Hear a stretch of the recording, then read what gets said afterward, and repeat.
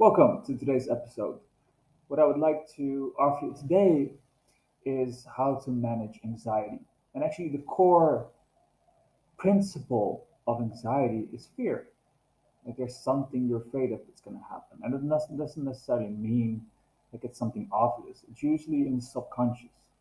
Like something happens when you were younger, a traumatic experience that led you to have your current experience still because the emotions back then haven't been processed well.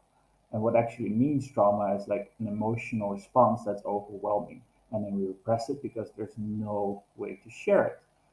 Oftentimes, this is we would like to share this with our dad or our mom or any other trusted family member or friend. And when we can't, we suppress it and it just keeps showing up. So oftentimes, what in my practice, for example, as well, is where people have a fear of getting punched in the face, but it's never actually the punch. It's kind of the impact the punch has, not the physical impact, but the emotional impact, which is humiliation, looking like a fool, um, or even like thinking there's going to be a physical impact, like the face is going to be damaged, and so people won't love you anymore. It's like all these kind of things. They all have a deeper layer. It's the same with, for example, a fear of spiders or a fear of snakes. It's not actually the spiders or the snakes that has the fear. It's what is so scary about the spider or the snake. Now, for example, a spider could be it's unexpected. Like they show up when you least expect, when you want to go to sleep, when you feel safe and comfortable. Suddenly, spider shows up and it just freaks you out. Now, this doesn't happen because the spider doesn't really do anything. Oftentimes, it just sits there in the corner, being more afraid of you, but it's because somewhere something happened in your past, something unexpectedly, when you felt safe, when the spiders are a representation of the trauma. Now, when we look at all these fears, we can heal them. We can look at, okay, what's the deeper thing that's scary about it, and then give that piece some breath, some welcome. There's a lot of trauma healing we can do. It's not that hard, actually. People think it's like, wow, I'm never going to recover. I'm never not going to be afraid of spiders. I'm never not going to be afraid of getting punched in the face, but it's actually a very simple process. And what this does is when you go through the process, it just relieves a lot of anxiety.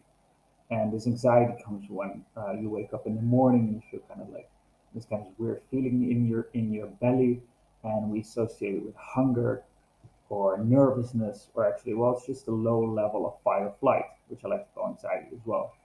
And it kicks in because there's something your system is like, I don't want to do this. I don't want to do the thing that you are about to do today because it's scary for me. And again, the scary part is usually much more deeper than we expect it to be. Um, so, what I'd like to give you today is notice that one, anxiety comes from fear. Then, fear is oftentimes comes from something that happened in the past, so when you were a child. And then the third thing, the fear is actually not oftentimes the fear itself. Like not the fear of heights is not actually the fear of like wow looking down. It's like the impact that it has on you. Same with the spider, same with the snake. So look at that and you'll find your treasure. Because in that fear is actually where you can show up more for yourself. And when you show up more for yourself and you get rid of all these fears, so your level of anxiety will go down.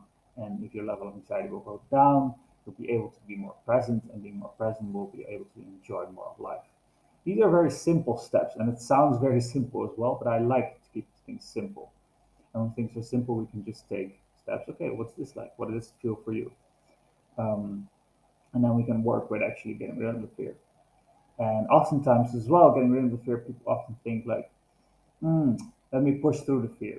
Let me have all this fear and do it anyway. And another little snippet I like to offer you is where can you create safety for yourself instead of going through the fear? How can you create an environment where you feel safe enough to experience the thing you're afraid to experience?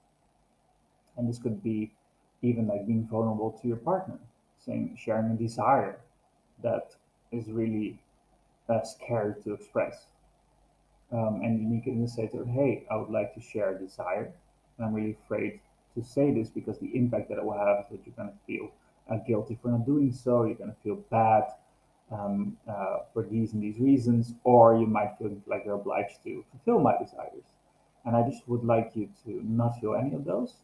And I know you can have your impact the way you like, but I would like for you to just like hear me out and listen to me. And at the end of the day, I'd like to give me a hug and maybe thanks for sharing, because I'm really scared of sharing this. It might not mean much to you, but thank you for listening. Now, this we create a container. And you can even say like, well, it's not really an impact on my relationship, and it's like, I love you very much. I just, there's something that I would like to share with you. It can even be a vulnerable truth, or even an appreciation. Sometimes it's scary to share an appreciation. Wow, I really see when you do this that it has this effect on me. When you watch a sci-fi movie with me or something, it's really scary to actually say these things, because more love means being more vulnerable, and more vulnerable means more chance of getting hurt. Anyway, that's it for today. Thank you for listening. Looking forward to have you subscribe, like, and share. Bye bye.